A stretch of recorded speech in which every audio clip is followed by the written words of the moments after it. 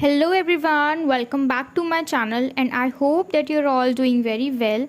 So in today's video, we'll be discussing Bosom Friend written by Hira Bansode. So this is the fourth chapter we are discussing, fourth chapter of Unit 1 क्योंकि Unit 1 में हमारे 4 chapters हैं तो ये last chapter है हमारे Unit 1 का। उसके बाद हम स्टार्ट करेंगे Unit 2 के अगले चैप्टर्स, ठीक है। As of now, we will only discuss chapter number 4, that is Bosom Friend, written by Hira Bansode. So as we studied last 3 chapters of this unit, तो उन सब में हमने कास्टिज़म देखा, ठीक है, कास्ट और क्लास देखे और सब में ही कुछ ना कुछ भेदभाव हो रहे थे जाति को लेके, ठीक है। कास्ट को लेके सब में ही विवाद हो रहे थे, दरारें आ रही थी आपस में, ठीक है, ऊंची और नीची जाति में इन दोनों में बहुत ही ज़्यादा गैप हो रहा था। किस लिए? सिर्फ कास्ट की वजह से।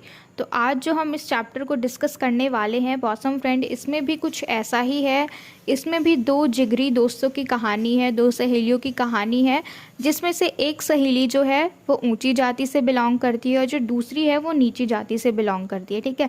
लेकिन ऐसा दोस्ती में कहाँ होता है? दोस्ती में हम कभी भी जाति को नहीं लाते हैं, है ना। दोस्ती में ना ही हम धर्म देखते हैं, दोस्ती तो ऐसे ही हो जाती है और फिर धीरे धीरे दोस्ती गहरी होती है, फिर हम जिगरी दोस्त बन जाते हैं, ठीक है, जिसको अभी हम कहते हैं बेस्ट फ्रेंड्स। तो इसमें हम देखेंगे कि ऐसे ही 2 बेस्ट फ्रेंड की कहानी है जिसमें 2 दोस्तों के बीच में जाति आ गई, ठीक है, और इसकी वजह से इनकी जो दोस्ती है कहीं ना कहीं ख़राब हो ही जाएगी, ठीक है, क्योंकि इसका इम्पैक्ट पड़ेगा ही। क्योंकि अगर किसी का एक माइंडसेट है कि मैं ऊंची जाति से हूँ और दूसरा वाला नीची जाति से है, तो जो ऊंची जाति का है उसके बिहेवियर में कुछ ना कुछ चेंज आ ही जाएगा, जिससे कि नीची जाति वाले का दिल जो है वो दुखेगा, ठीक है, वो बुरा मान जाएगा कहीं ना कहीं पे।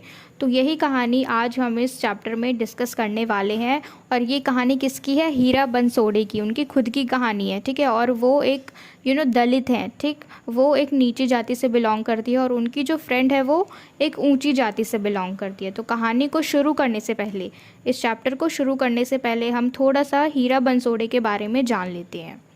तो देखो, हीरा बंसोड़े जो है वो महाराष्ट्र से बिलोंग करती है, ठीक है, ये महाराष्ट्र से है और वहाँ की ये पहली दलित महिला कवि हैं, ठीक है, मतलब दलित हैं और वो एक कवित्री बनी है।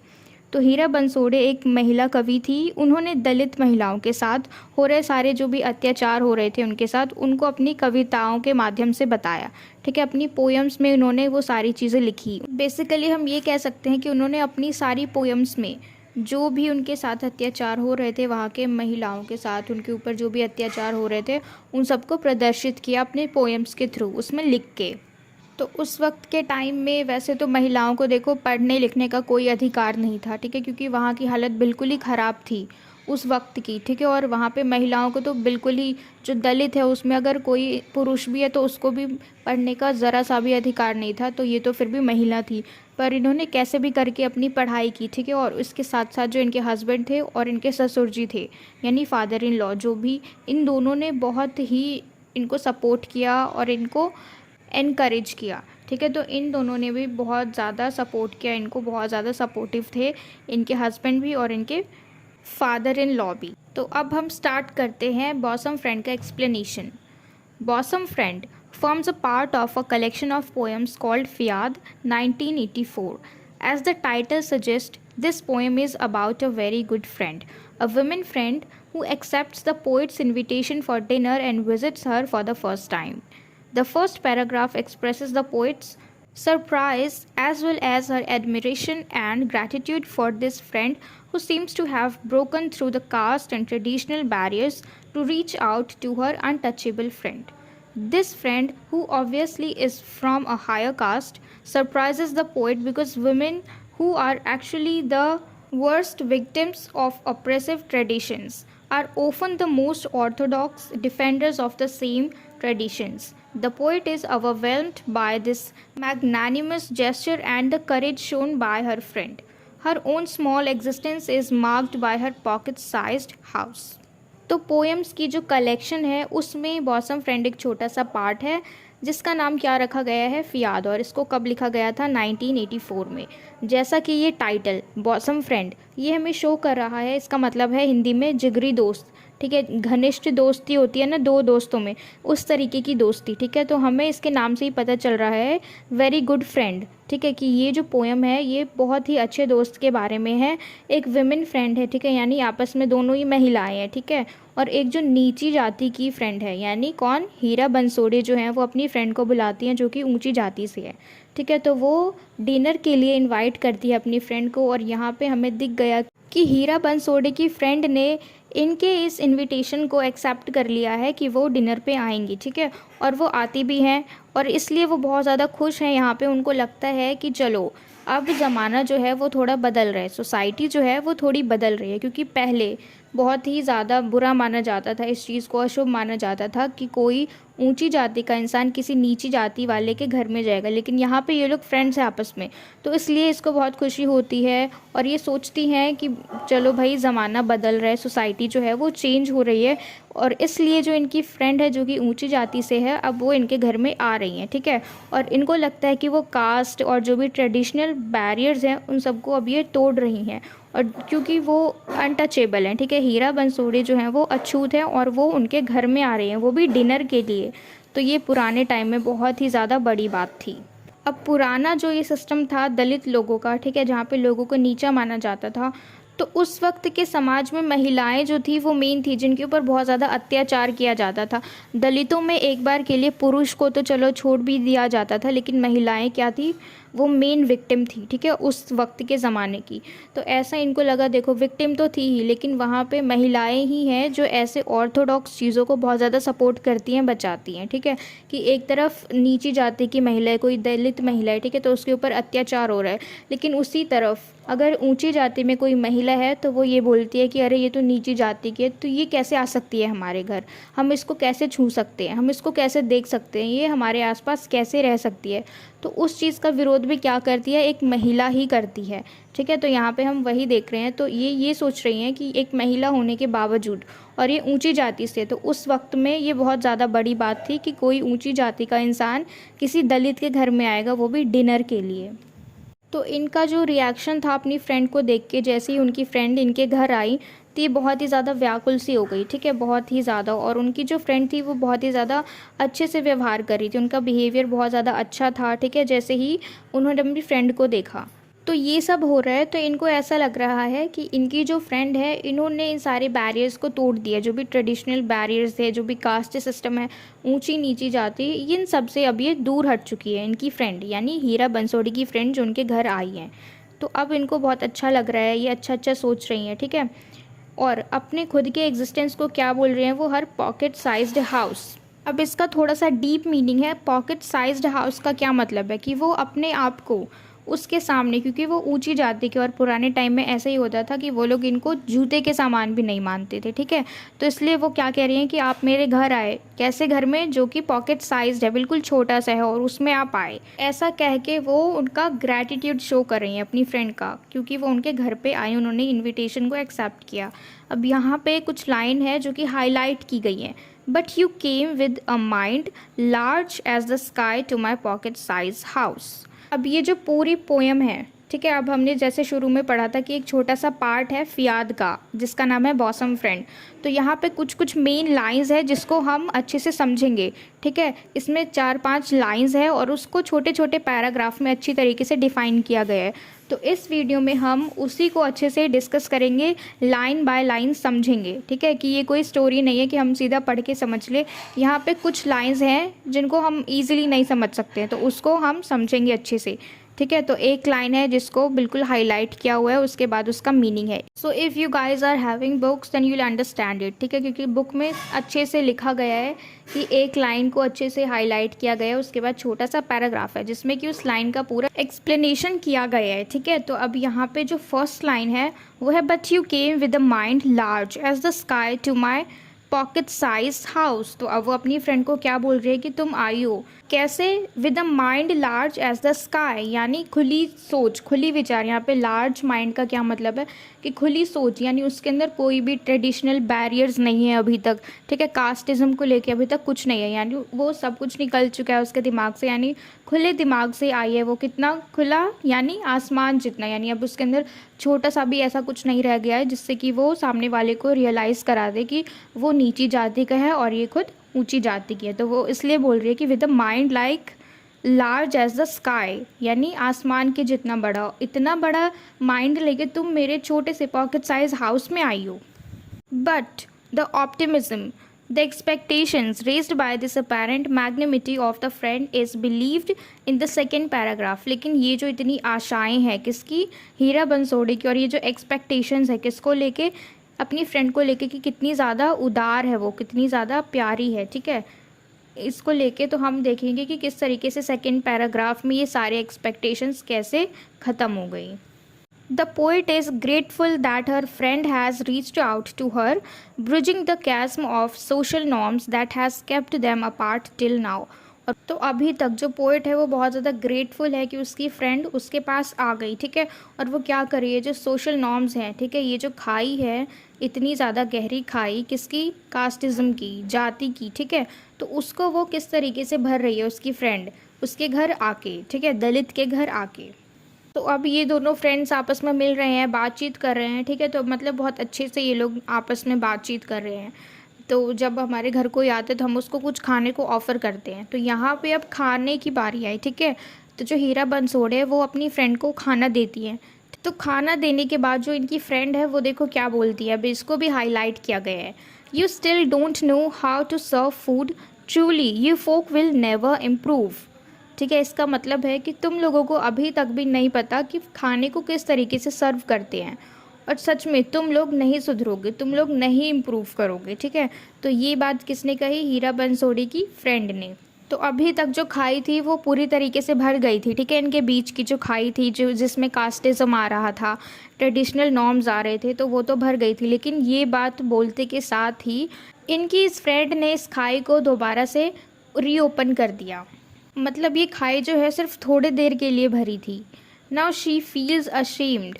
A further reproach from the friend for not serving butter milk makes her sad and speechless. The skies, a symbol of hope and freedom, which was within reach a moment ago, recedes back.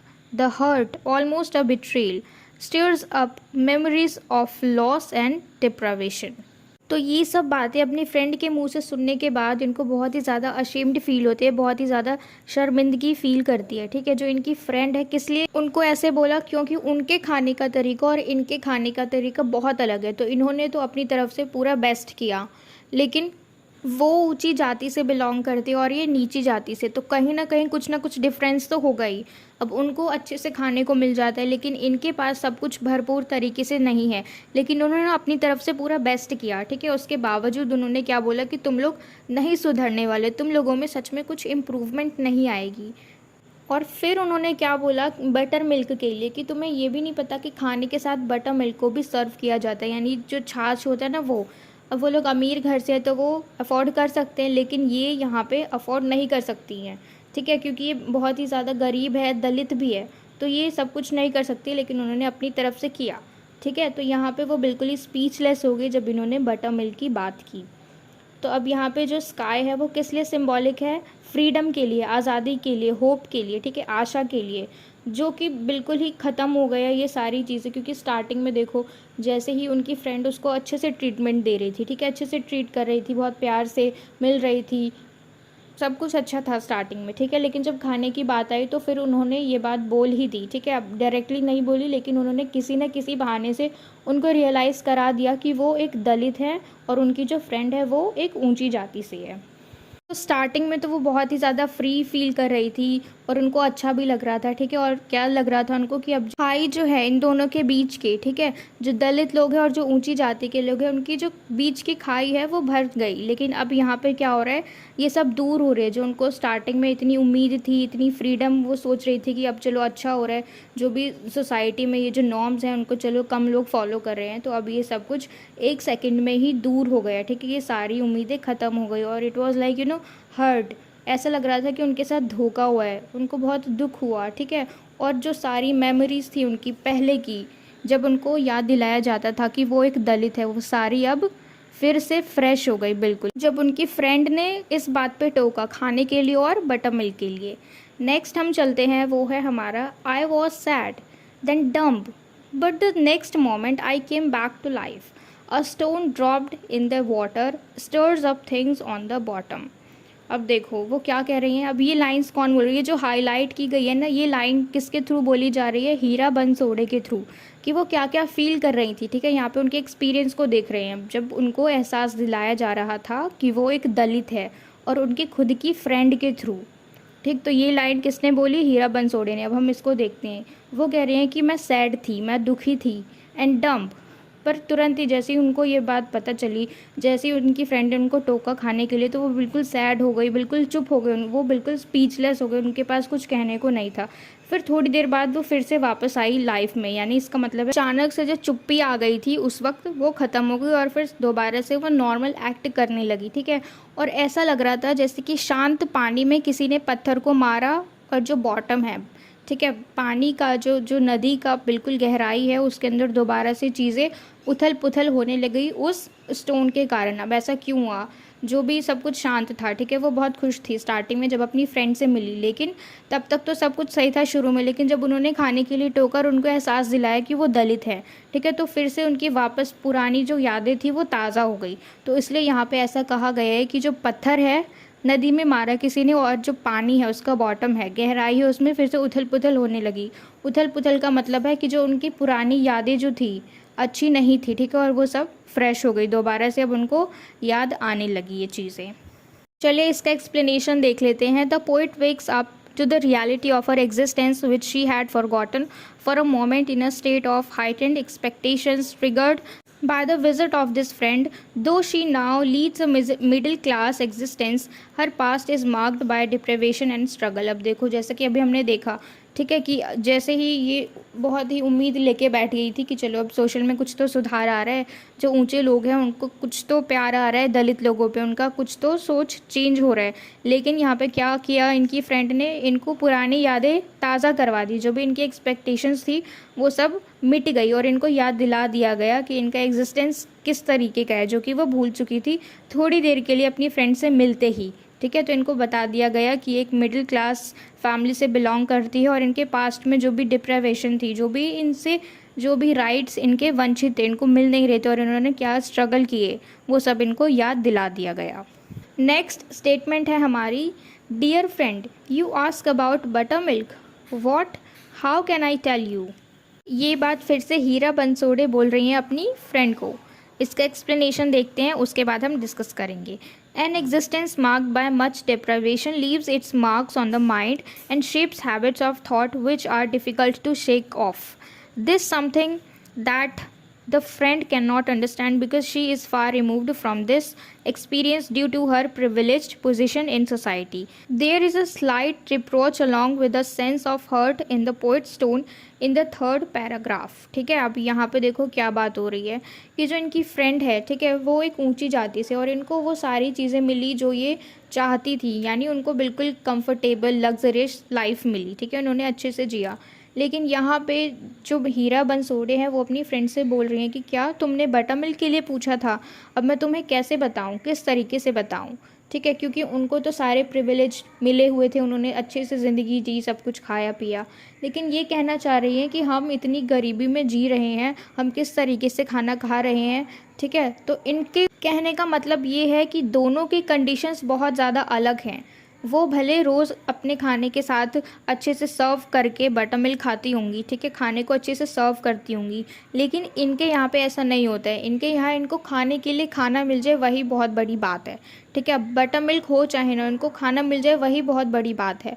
और वहीं दूसरी तरफ उनकी जो friend है उनके लिए क्या बड़ी बात है कि खाने को किस तरीके से सर्व किया गया, ठीक। तो यहाँ पे वो कहना चाह रही हैं कि ये थोड़ी सी ऐसी बात है कि वो उनकी फ्रेंड नहीं समझ पाएंगी, क्योंकि समझ वो इंसान पाएगा जिसने वो चीज़ अपनी ज़िंदगी में देखी है, एक्सपीरियंस किया है, ठीक है। और यहाँ पे ये चीज़ बोलते हुए उनको थोड़ा सा हर्ट फील हो रहा है, क्योंकि ज़ुबान से बोलते बोलते वो सारी चीज़ें उनके माइंड में आ रही हैं, ठीक है, जिससे कि उनको उनके पुराने दिन याद आ रहे हैं, स्ट्रगल याद आ रहे हैं, और किस तरीके से उनको अधिकारों से दूर रखा गया, वंचित रखा गया, वो सब उनके दिमाग में आ रहा है। अब नेक्स्ट स्टेटमेंट देखते हैं। You know in my childhood we didn't even eat milk for tea, much less yogurt और बटर मिल्क। अब देखो ये क्या कह रही हैं अपनी फ्रेंड को कि क्या तुम्हें पता है कि हमने तो अपने बचपन में मिल्क भी नहीं पिया, यानी हमारे पास तो इतना दूध भी नहीं था कि जिससे हम चाय बनाएं, ना ही हमने योगर्ट यानी दही खाया, तुम बटर मिल्क की बात कर रही हो। मतलब ये सारी चीज़ें इनके बचपन में इनको खाने के लिए भी नहीं मिलती थी। तो ये सब अपनी वो फ्रेंड को बता रही हैं। The last few lines in an ironic shift talk about habits of mind, but this line is about a friend who, while pretending to treat the poet as an equal, still treats her as an unequal. The friend's reproach that truly you folk will never change turns back on her in an ironic reversal. Though she had accepted the poet's invitation and visited her house in apparent disregard for caste or tradition, she still carries the baggage of a tradition in her mind. अब यहाँ पे जो भी बातें बोली गई है कि उनकी फ्रेंड जो है वो आई, ठीक है, उनसे बातचीत की, और ये बहुत बड़ी बात है कि उन्होंने उनके इनविटेशन को एक्सेप्ट किया और फिर डिनर पे आई, और स्टार्टिंग में उन्होंने इतने अच्छे से बिहेव किया कि जिससे उनको लगा कि अब तो चलो सब कुछ सही है, ठीक है। तो फिज़िकली उन्होंने बहुत अच्छा व्यवहार किया, लेकिन उनका जो माइंड सेट है, उनका जो हैबिट ऑफ माइंड है, वो स्टिल अभी भी वही पुराना ही है।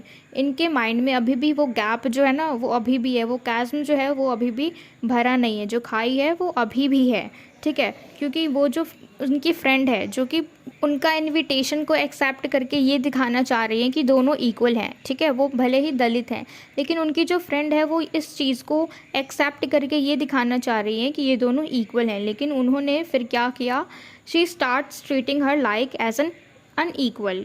उन्होंने फिर भी यहाँ पे एक चीज़ बता दी कि वो दोनों बराबर नहीं हैं, क्योंकि देखो उन्होंने क्या बोला खाने के लिए कि truly you folk will never improve, ठीक है। उन्होंने क्या बोला कि तुम ज़रा भी नहीं सुधरने वाले, तुम कभी इम्प्रूव ही नहीं करोगे।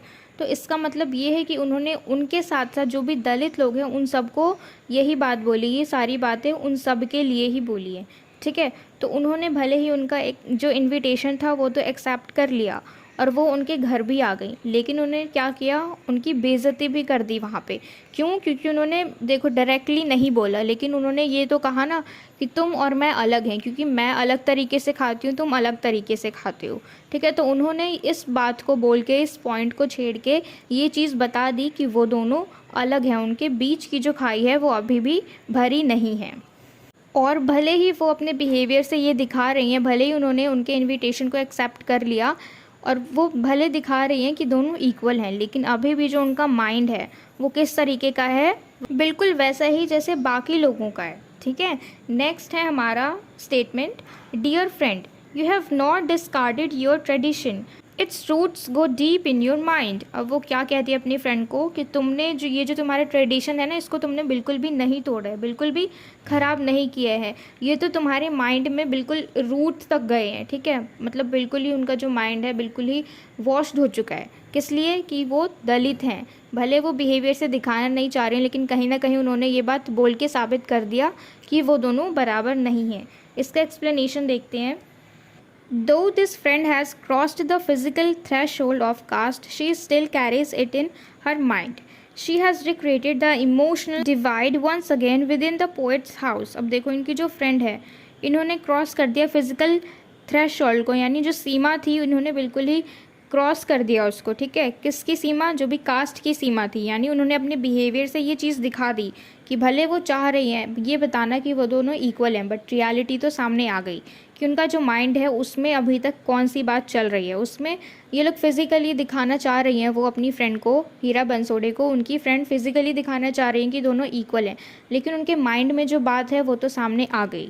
ठीक है, कि उनका माइंड सेट क्या है अभी तक। The you in her phrase you folk will never improve once again told the truth. अब जिस तरीके से उन्होंने क्या कहा था, यू यानी you folk will never improve, तुम, कि तुम लोग कभी नहीं सुधरोगे। यहाँ पे तुम का क्या मतलब है, तुम से उन्होंने सिर्फ उनको नहीं बोला, तुम का मतलब है यहाँ पे सारे दलित जो भी नीची जाति से हैं, उन्होंने उन सबको बोला कि तुम तो ऐसे ही हो, बस तुम दलित लोग तो कभी सुधरने नहीं वाले हो, तुम कभी इम्प्रूव ही नहीं करोगे। तो इसलिए इस बात ने सब कुछ सच जाहिर कर दिया। She denies the poet's essential humanity by formulating her in a fixed communal identity. And all this because today the arrangement of food on your plate was not properly ordered. अब उन्होंने क्या किया, पोएट कौन है, हीरा बंसोड़े, उन्होंने बोला कि ये तो मतलब ह्यूमन की बेसिक चीज़ें हैं, बेसिक नीड्स है, ये तो सब में होनी चाहिए। ठीक है, और उन्होंने यू बोल के इनको बिल्कुल एक तरफ कर दिया। कम्युनल आइडेंटिटी मतलब बिल्कुल नैरो साइड। ठीक है, और ऐसा किस लिए हुआ, यहाँ पे देखो जो पोएट की फ्रेंड है, पोएटेस की फ्रेंड है, वो क्या बोल रही है, ऐसा किस लिए हुआ आज कि तुम्हारा जो फूड अरेंजमेंट है, यानी जो तुम्हारा फूड सर्व करने का तरीका है वो बिल्कुल प्रॉपर नहीं है। ठीक है, अच्छे से ऑर्डर में वो नहीं लगा हुआ। ठीक, and the poem ends with a couple of theoretical questions. और यहाँ पे जो हमारा पोएम है वो एंड हो जाता है, लेकिन इसके एंड में कुछ क्वेश्चंस रह जाते हैं, और ये क्वेश्चंस हमारी पोएटेस करती हैं, हीरा बंसोड़े। क्या, are you going to tell me what mistakes I made, and are you going to tell me my mistake, यानी कि क्या तुम मुझे प्लीज़ बताओगी कि क्या मिस्टेक, मैंने क्या गलती की है, और दूसरा कि क्या तुम मुझे मेरी गलती बताओगी। ठीक है, ये दोनों चीज़, इन दोनों क्वेश्चंस को लास्ट में करते हुए फिर ये पोएम जो है ये पूरा एंड हो जाता है। यानी यहाँ पे क्या मतलब है इनका, ठीक है, ये जानते हैं हम पहले तो। These questions carries within them a reproach as well as a challenge. These questions also put this visit in its real perspective.